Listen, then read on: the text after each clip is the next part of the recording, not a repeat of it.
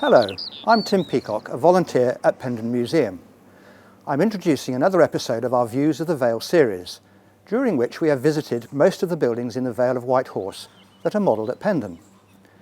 I'm standing outside the Greyhound Inn in the middle of the village of Letcombe Regis. The inn has an interesting claim to fame. One bonfire night in the early 1900s, the Riot Act was read from the steps of the inn, possibly for the last time in England, after the villagers had burnt an effigy of the unpopular owner of Antic Manor, which is located in the village. In this episode, we are first visiting Letcombe Basset, then the site of what were once local watercress beds, before returning to Letcombe Regis, where we will complete the tour.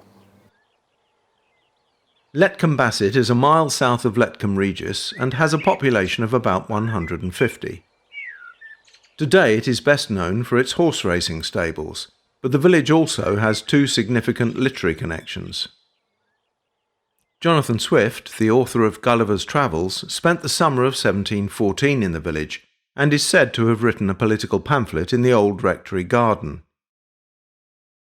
Thomas Hardy used the village as the basis for Crescombe in his famous novel Jude the Obscure, published in 1895, and Arabella's cottage is where Jude meets his future wife. Nearby towns such as Oxford and Wantage are the basis for other locations in Hardy's novel. Holborn Farmhouse and the adjacent magnificent thatched barn were part of Holborn Farm in the 1930s. Today they are both residential, and like many former farms in the area, there is no longer any connection with agriculture. The farm had a large thatched barn and a line of sheds roofed in corrugated iron, tiles and thatch, which together with the house formed three sides of the farmyard. The farmhouse was built in the 17th century, of chalkstone with a thatched roof. Most of the original farm buildings have been demolished, and the farmhouse and the large converted barn that remain became separate residential dwellings around 1970. The Pendon team chose to model Holborn Farm for the museum, as it was an excellent example of a very small farm of the period. The model was researched and built in the early 1970s, at a time when most of the farm buildings were still standing. The model of the farm provides a record of the buildings and their setting as they would have been around 1930, although a duck pond has been added. The front of the model of the farmhouse is very similar to its appearance today.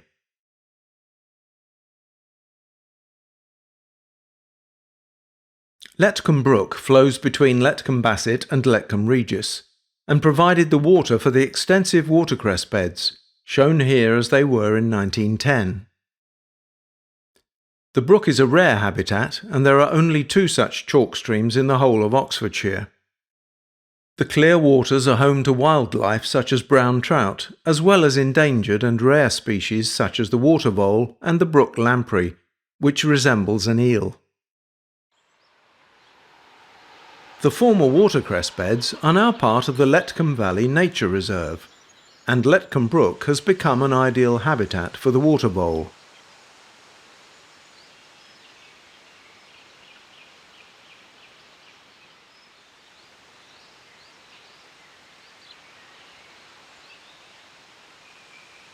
Although popularised as Ratty in The Wind in the Willows, the water vole is not a rat.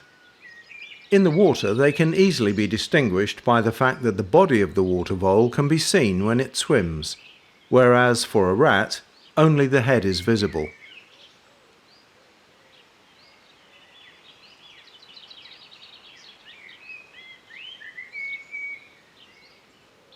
In the 1930s, the water vole was a common sight in the countryside, but now its numbers are rapidly declining due to loss of habitat and predation by wild mink. As a result, it is now rarely seen, but Letcombe Brook has become a refuge for water voles, here seen foraging on the site of the historic watercress beds.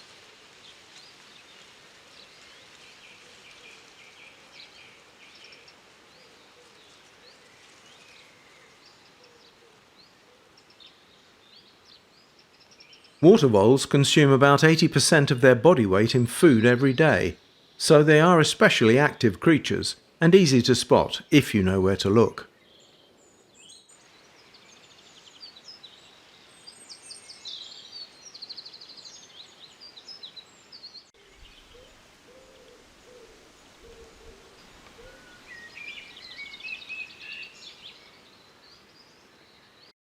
In the 19th century there was a substantial trade in watercress, and growers sent their produce on the Great Western Railway from Challow Station to markets such as Covent Garden in London. The cress beds are no longer in use, but the concrete blocks forming the artificial watercourse are still visible. The use of concrete is evidence that there was investment in the beds into the 20th century. The beds were still active in the 1970s. The Pendon Vale scene reproduces several cress beds, including one close to St Mary's Station on the Midland and South Western Junction Railway. Letcombe Regis is a small settlement with about 500 residents at the foot of the Berkshire Downs escarpment about 1 mile southwest of Wantage.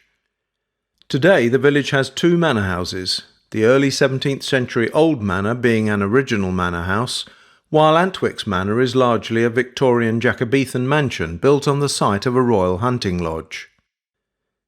The suffix Regis indicates a link with royalty, and the name of the village was first recorded in this fashion during the reign of Richard II from 1377 to 1399. The court rolls of Letcombe Regis are thought to be the oldest in the country. The Hollies is in South Street, Letcombe Regis. The reason for its selection as a model for Pendon requires some explanation.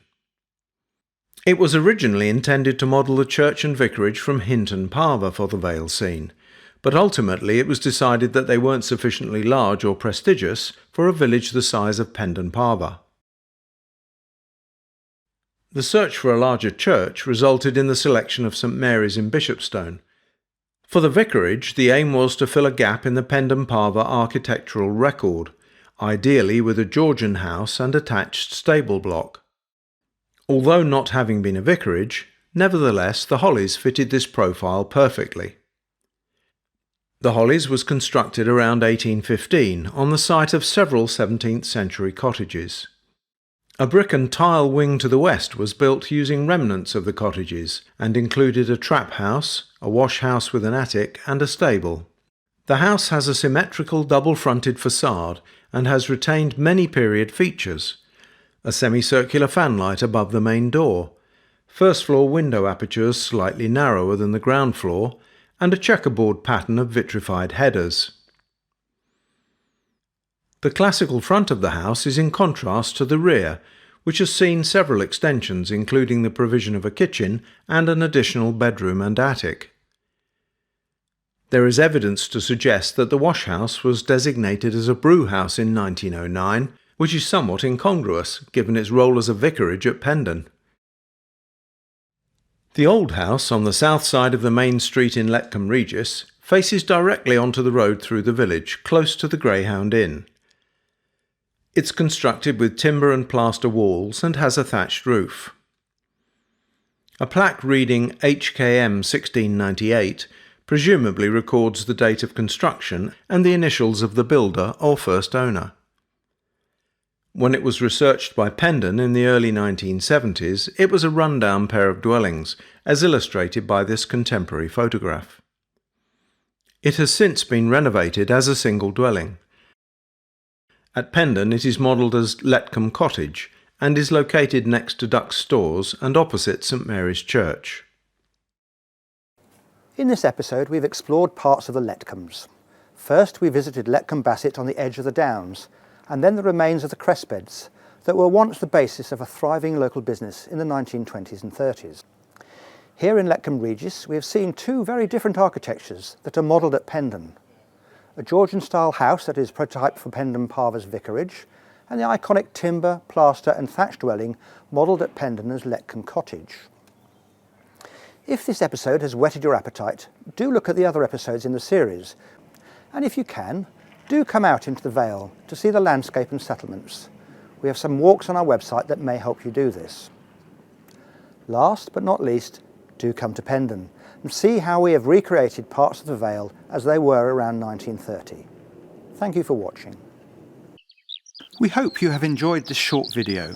We have a lot more from Pendon to share with you, and do subscribe to our YouTube channel, which we update regularly.